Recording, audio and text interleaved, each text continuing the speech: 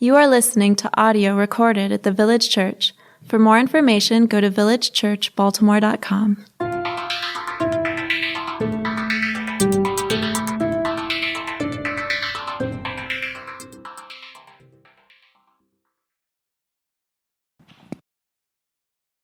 All right. Good morning, Village Church.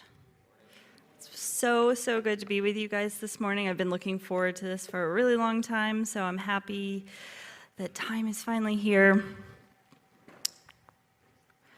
All right, so for those of you who are newer to the church, this will be your first introduction. If you've been around for a little while, then maybe you were here when I was here the last time, but it's been a full 5 years since anybody from our crew has been back to the States for this kind of visit. So I'm bringing you greetings from everyone at Choshen Farm in Zambia. Since so much time has passed, I recognize that there's probably 1,000 things that I could tell you in terms of programs and projects, and thank you for highlighting a couple of them. But honestly, I think the true benefit of visits like these is not just that I would be able to share stories that have been significant exclusively in our life, but that I would share stories that deeply connect with the ways in which God is moving in your midst as well. And so what I'd like to do this morning is I want to share 3 stories of hope.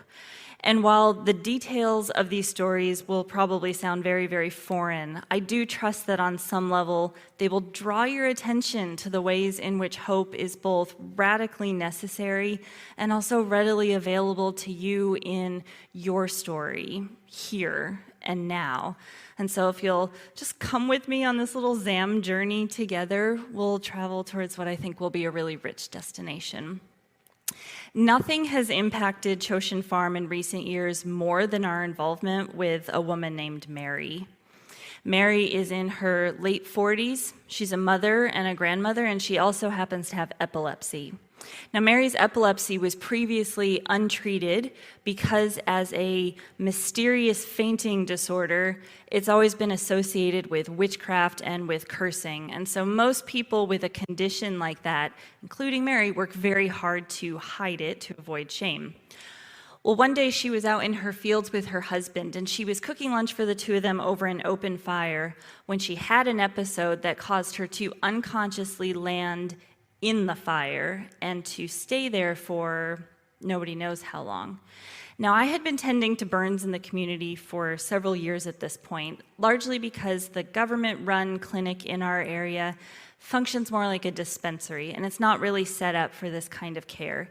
And so while I am not a doctor or a nurse, I more or less got pushed into this role, and with each new case that came my way, I became a little bit more competent until eventually I just developed a reputation as the person to go to in these situations.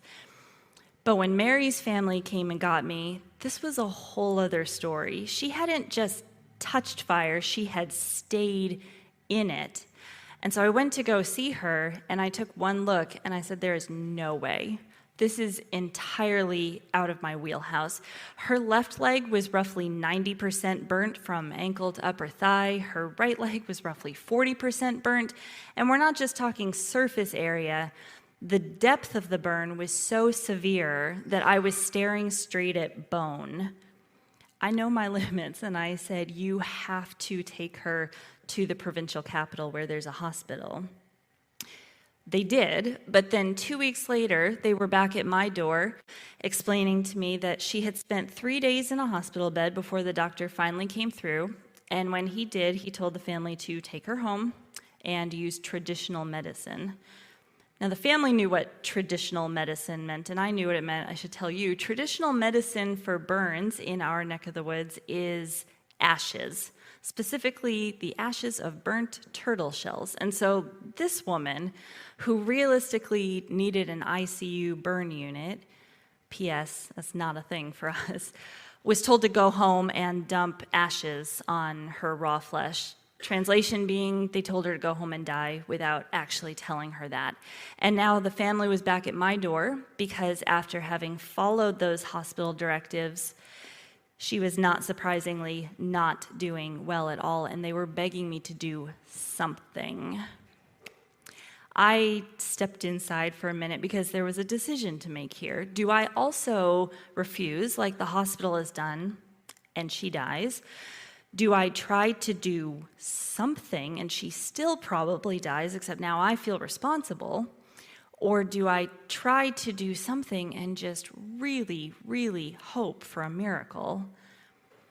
Given that the one place that should have taken responsibility for her had already said, your life is not worth saving, I felt led in my spirit to at least try, even though this was 1,000 times worse than anything I had ever dealt with before. So I brought her to our house so that I could have access to a slightly cleaner environment than her mud brick dirt floor hut. And I peeled back the blanket that was over her legs, and I almost threw up, in part because the smell of the infection that was brewing under that caked-on layer of ashes was overpowering, and in part because I was just scared. I kept thinking, this is insane. What on earth do I actually think I'm doing here? Now, I'll spare you the details because there was no content warning, and it's probably a little bit more than what you bargained for on a Sunday morning. But suffice it to say, every single day, twice a day, I would bring her to our house, and she would sit on the back of my bathtub so that I could debride, wash, dress, and bandage both of her legs while she ate 2 eggs and drank 12 ounces of Ensure. And we did this every single day for months and months and months. And all that time, I am stewing over the fact that witchcraft and animism had kept her unmedicated for that long. I was stewing over the fact that the hospital had so callously said, your life is expendable. I was struggling deeply with the fact that every single day I'm facing my own inadequacy, struggling with the fact that our children, bless their hearts, had gotten really vocal about just how much of my time was consumed with Mary's care, and the fact that our family's life basically revolved around her. And struggling with the fact that every single day that healing progress we were seeing was microscopic at best, despite the fact that every single day we were fervently praying for a miracle. And we went on like that for 2 full years. And then right around that 2-year mark, I get a phone call. Mary's fallen again. This time, into fire. This time it's her face. My heart dropped out the bottom. We had been praying for and caring for this woman for over 700 days at this point. And I could sense very, very deeply that hope deferred was making my heart sick, and I did not know what to do about it. I immediately started scouring scripture for comfort, and I landed on Isaiah 49:23. I am the Lord. Those who hope in me will not be disappointed. I wanted that to be comforting, but it wasn't, because after 2 long, hard years, I could no longer pretend that I wasn't very disappointed. Disappointed is really too soft of a word. I was devastated. This woman's suffering was so profound, it's hard to communicate. And because mercy is one of my spiritual gifts, I cried with her through the entire process. Every day after all of the cleaning and the bandaging and the egg making, I would sit with her on the edge of our bathtub, and we would hold hands and cry out to heaven together. And so when she got burnt a second time, I found myself angry with God. I was just like, really? This is how you respond to our pleading for a miracle so that she can have her legs back, so that I can have my life back? And now what we're facing is 10 times worse, and it doesn't look like you care. And that was when I first realized, maybe I don't understand hope the way that I thought I did. I went to go see her after that phone call. Her legs were perfectly bandaged as they had been the day before, except for now, her face was completely unrecognizable. We got right back to work because what else were we going to do, except for now our process took twice as long. And honestly, those prayers for healing at the end came twice as hard because I was just waffling in my conviction that hope of healing was even rational at this point. I circled back to Isaiah 49. If hope does not disappoint, then maybe I don't know how to hope like I thought I did. I did a deep dive into this subject, and my first breakthrough came when I remembered that word for hope in Isaiah 49, those who hope won't be disappointed, can just as well be translated as wait. That Hebraic root word for hope and wait, it's the same. Which for me begged the question, so what's supposed to happen in the waiting? And this was important to me because every single day I'd unbandage those legs and there'd be this buildup of hopeful anticipation of maybe today she'll just miraculously be healed. And every single day there was a massive letdown, and it was getting really difficult to not feel foolish and become cynical and just say, well, of course it looks the same as it did yesterday. That's how malnourished bodies heal, slowly. And I felt so guilty about that. I kept hearing the voice of the psalmist in my head. Why are you downcast? Put your hope in God. Except for in my head, it was way more judgy than that. It was more like, why are you so downcast, professional Christian? Oh my gosh, put your hope in God already. Eventually, I had to confess that maybe that judgy, accusatory tone was not the voice of love, and maybe I was also biasing the intention of the psalmist. So I obediently switched my tone and discovered that it very much changed the meaning. All of a sudden, it wasn't a judgmental accusation. It was actually a very compassionate question. Why are you downcast?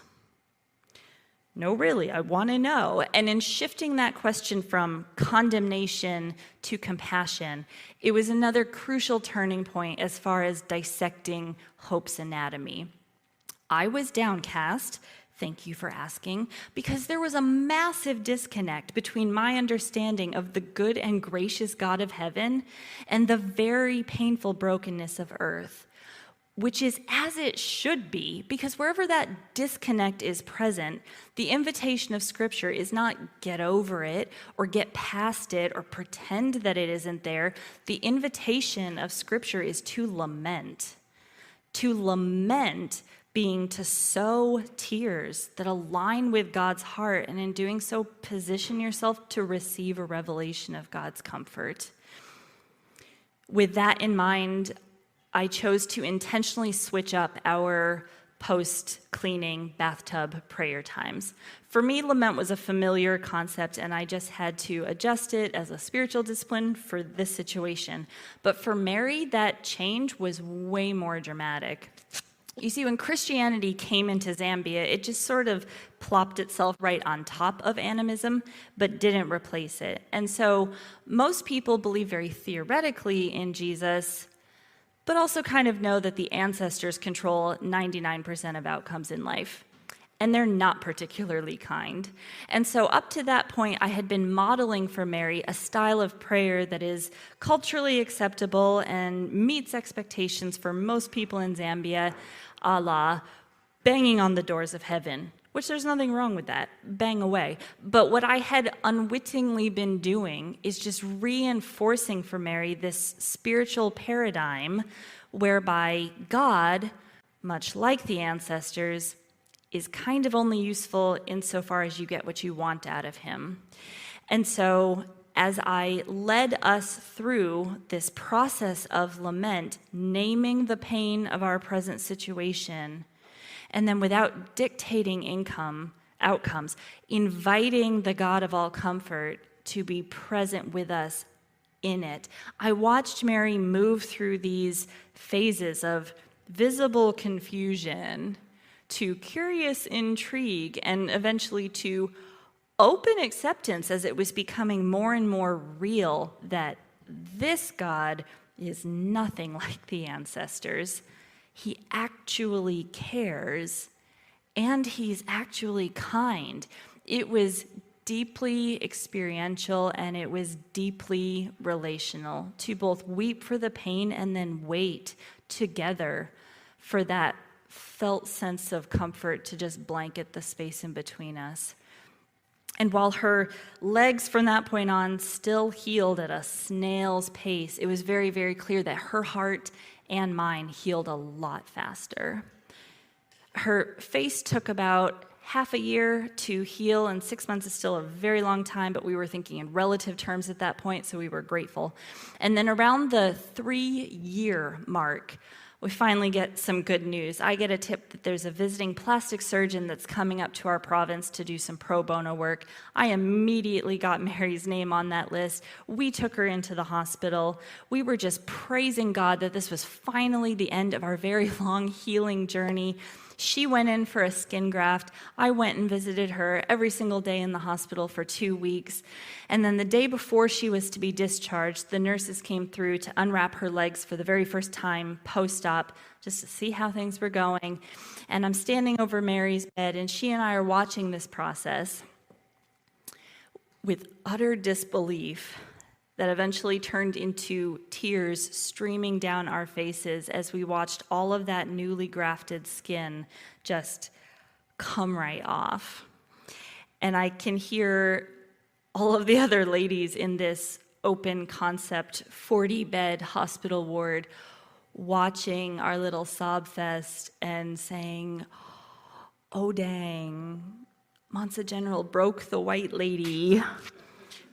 Which, I mean, fair enough, sisters. Splotchy white girl crying distresses me too, so I'm with you.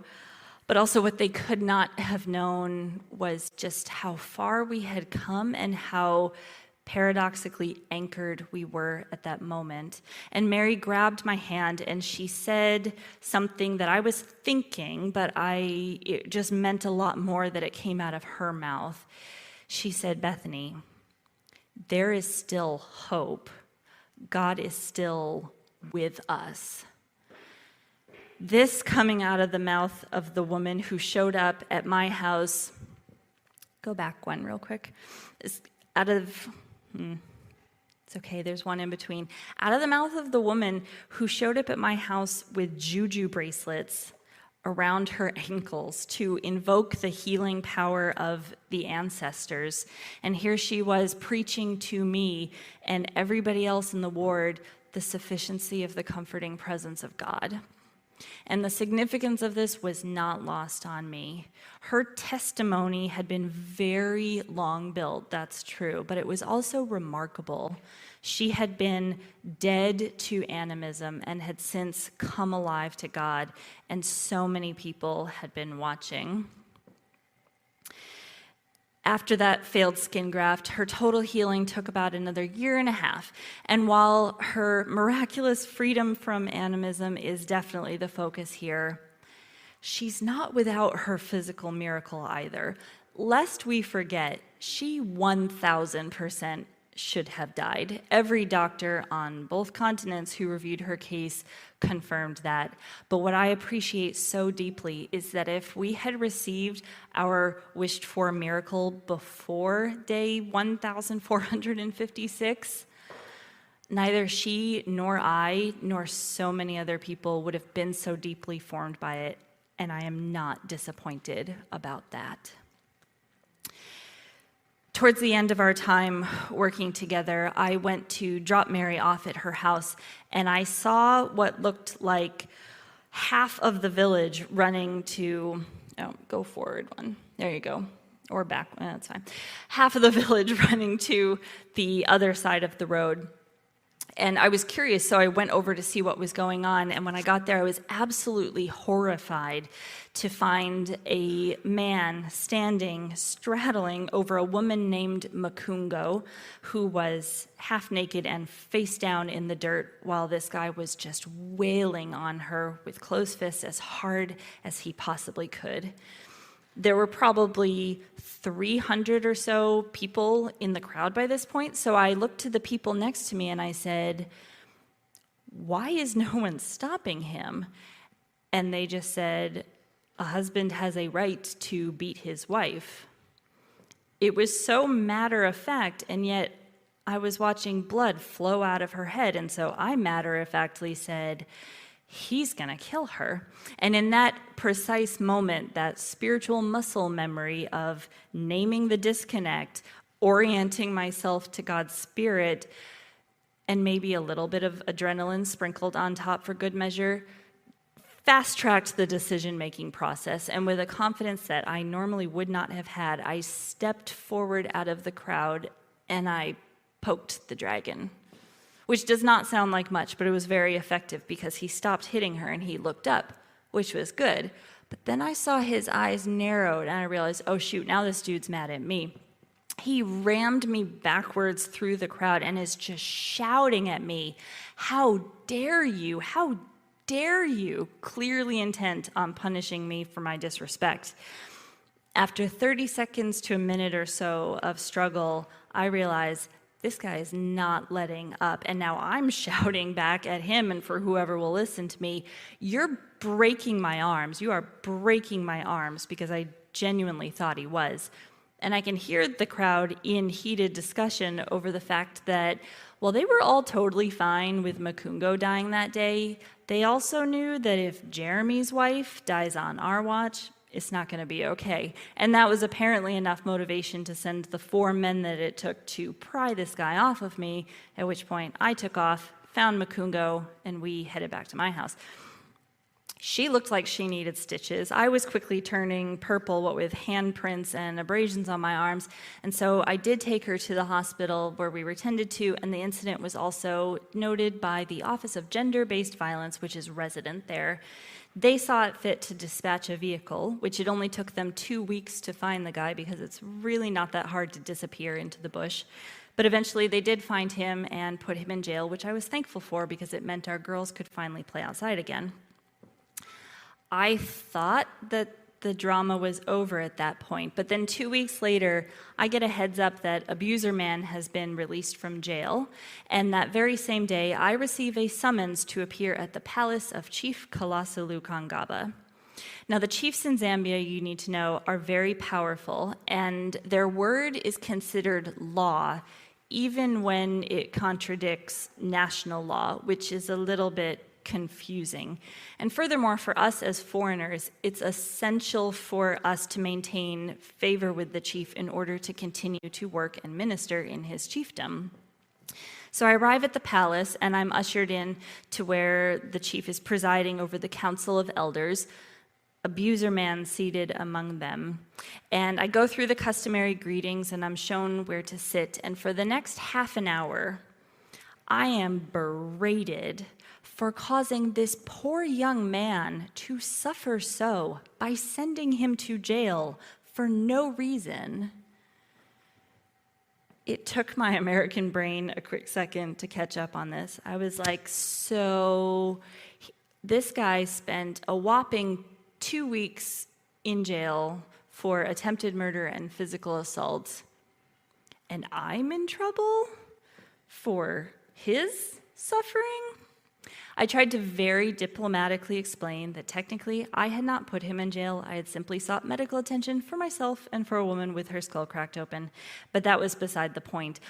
On behalf of men everywhere, the chief was mad at my audacity, and under threat of banishment from the chiefdom, I was forced to bow before His Royal Highness and beg forgiveness from the chief, Abuser Man, and God.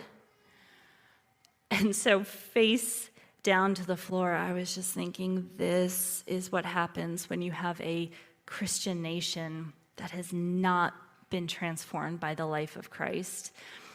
The entire way home, I was lamenting a culture that is so shaped by violence that men identify as abusers and women identify as the abused. And while I was mad as sin for having to betray my own integrity to maintain a relationship with this dysfunctional system, I just began praying for redemption and for restoration and for healing for our community. The very next day, just to add insult to injury, the chief had called a very public meeting in our community where he called all of his subjects to himself. Try the next one, maybe. There we go. I think we're back on track. Called everyone to himself so that he could deliver a formal royal proclamation that the women of this community need to get their acts together and stop provoking your husbands so that you wouldn't need to be beaten, because the men of this village are suffering, and it is the women's fault. And the entire village, in unison, I kid you not, turned to look at me, wondering if I am still standing, given that I'm so clearly being put on blast. I'm not going to lie, redemption seemed really improbable at that point. But I also felt my capacity for hope being forcibly stretched again. Granted, being tarred and feathered in the public square absolutely sucks, but at least this time I knew very quickly how to locate Christ with me in it. Fairly soon after that, some really curious things started happening. Women, many of whom I did not even know, started coming to our home. Women who were being beaten or abused by their husbands were coming looking for encouragement and affirmation and support. They weren't necessarily asking me to do anything. They just wanted to be seen. Grief needs to be witnessed in order to be healed, and these women were looking for a compassionate witness. And not only the women, there were young girls as well who, as early as the age of 5 and 6, had already been taught that girls were inherently less than. When I would walk through the gates of Fimpulu Christian School, of which I'm the director, these little bodies would just barrel at me with open arms, and Zambians are not huggers, which is why this was significant. But I was getting the most incredible hugs, and we just hold on to each other for a little bit. After a while, one of our ministry colleagues, Emmanuel, came to see me. He said, "So I need to tell you something. The men of the village are afraid of you." And I said, "Why?" He said, "Well, it's kind of circulated that if they beat their wives, you're not going to like it and they might get in trouble." Okay. And then he asked, "So what are you going to do about it?" And I reflected on this a minute. Are you asking me if I'm going to continue to have an applied theology that women are made in the image of God and fully worthy of dignity, love, and respect? Yeah, I'm going to love women harder, which he honestly thought I would have had enough by now, so he laughed at me, but I was dead serious. We immediately got our team together and started some strategizing. Within a week, we had put together a girls' soccer team. We started providing lunch for any pregnant women in the community who needed it. We created a whole series of jobs that were specifically earmarked for women because hope ought to be alive. God's will for the world is profoundly at odds with the way that the world is organized, and it's our job to lament that dissonance, attune to God's Spirit, and then respond accordingly. The church prophetically engages with the world when we learn how to integrate our story of hope with the world's lived experiences. And what's more, that kind of spiritual formation and social imagination, they share a special kinship to one another. And so if you ask me what I'm going to do, I'm not just going to have my own personal, private hope. I'm going to put hope to work. I'm going to engage with hope. The little girls of this community had just absorbed a certain hopelessness from their mothers, who had absorbed a certain hopelessness from their mothers before them. And when that kind of hopelessness is that endemic in a community, it really requires some kind of catalyst to interrupt the system. And those very public events, which for me were simply personal injury and public humiliation, turned out to be very effective interrupters because they established at least the possibility of an advocate, someone who was willing to put herself in between them and harm's way. And that changed the narrative for 50% of the population. And to be fair, I did not see that coming. to be quite honest, in those moments in that fight, and then later face down before the chief, not my most glamorous moments. But what I have come to appreciate about cruciform hope in particular is that it's able to accomplish something miraculous even when I feel like I'm losing it. And that is a paradox that I will probably never fully understand, but it reminds me that hope is always a gift, and it is always a surprise. 1 Peter 1:3 says, "Blessed be the God and Father of our Lord Jesus Christ, who according to his great mercy, he has caused us to be born again to a living hope through the resurrection of Jesus Christ from the dead." And while every word in that verse is worth lingering on for a lifetime, if we hone in on living hope, what I want to emphasize is that living hope is not all rainbows and bunnies and sunshine, but it is a functioning, breathing, moving body of confidence that all things are on their way to the resurrection. And when we as a church adopt a Christology that is saturated in the embodiment of hope, we as Christ's people begin to move through the world differently.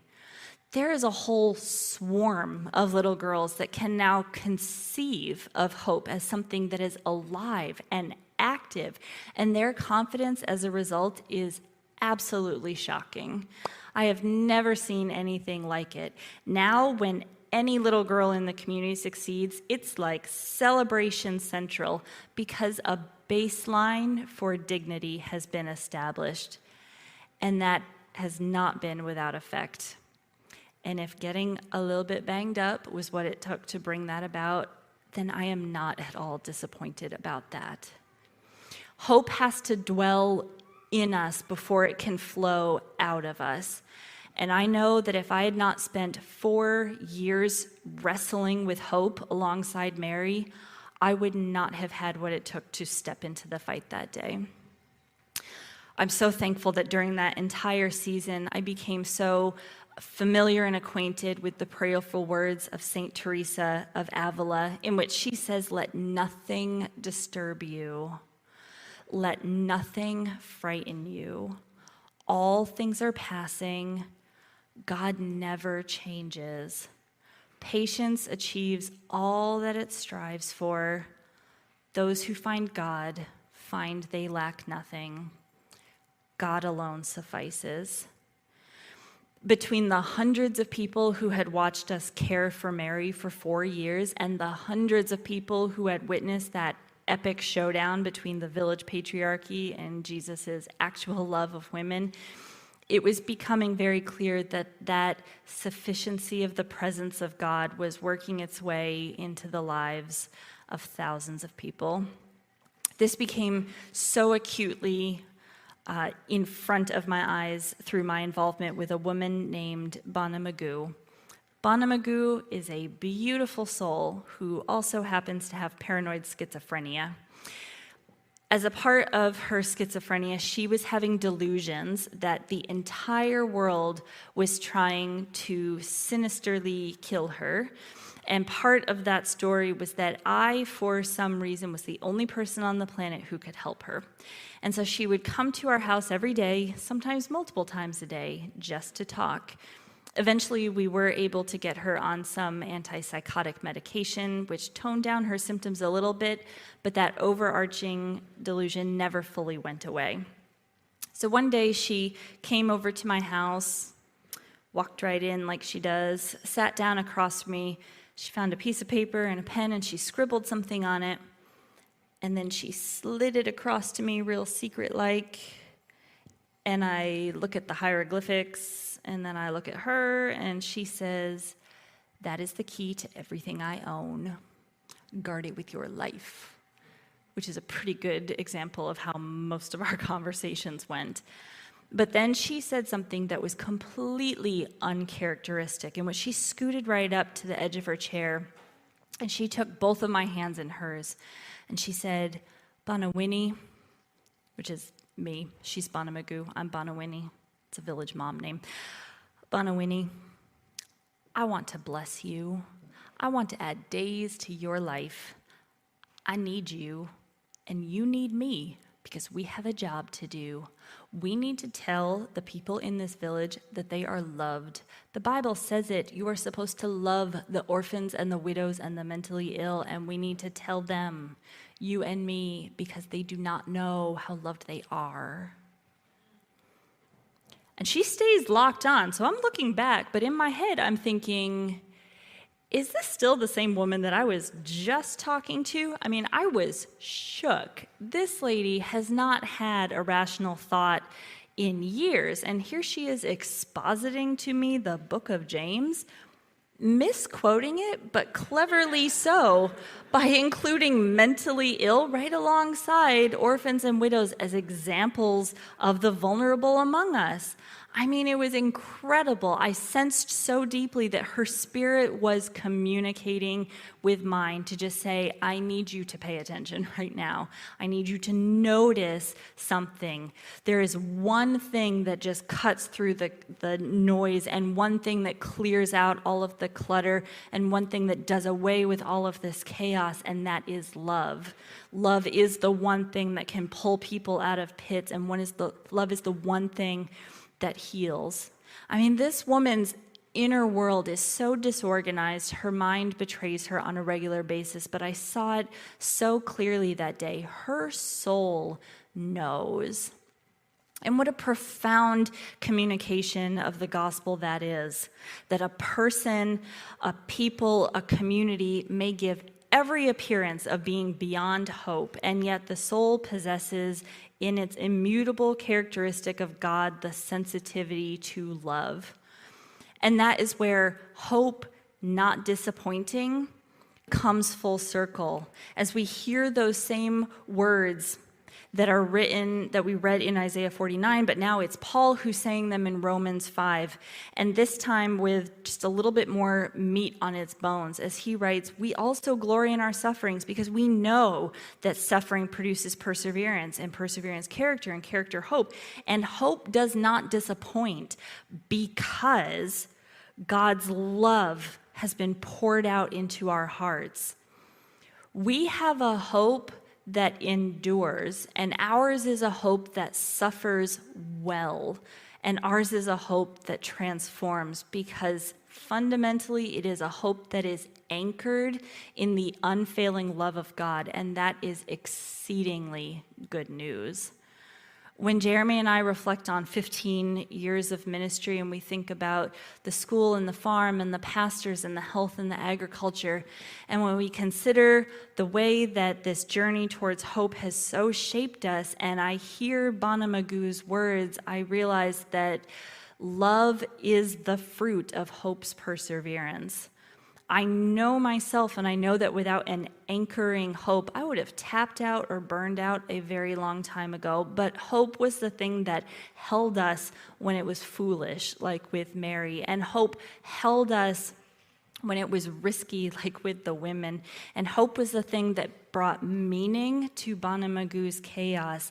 And the movement of love in our midst is the fruit of all of that. I'm in America right now because I'm hoping to find 250 sponsors for Fimpulu Christian School kiddos, because Jeremy is hoping to serve 10,000 people at church camps and conferences this year, because our ag team is hoping to process 500 tons of ag produce for rural farmers. And it just makes me so curious. What are you hoping for, Village Church, collectively and individually? Because I hear Bonamagu's words in my head all the time. People don't know how loved they are. And I would take that one step further and say that it is seriously impeding their access to and understanding of the gospel. And in order to find contextual, meaningful, fully alive ways to communicate that, it requires a thought process and a strategy that has to start with hope. And so I'll invite Pastor Julius to come back up, but just as a word of closing, I believe that I should have at least 30 to 40 years left to wake up every day and start with hope, and to be able to follow that hope to its conclusion, which is the fruit of love and the glory of God. And that would be my prayer for you as well. Thanks, you guys.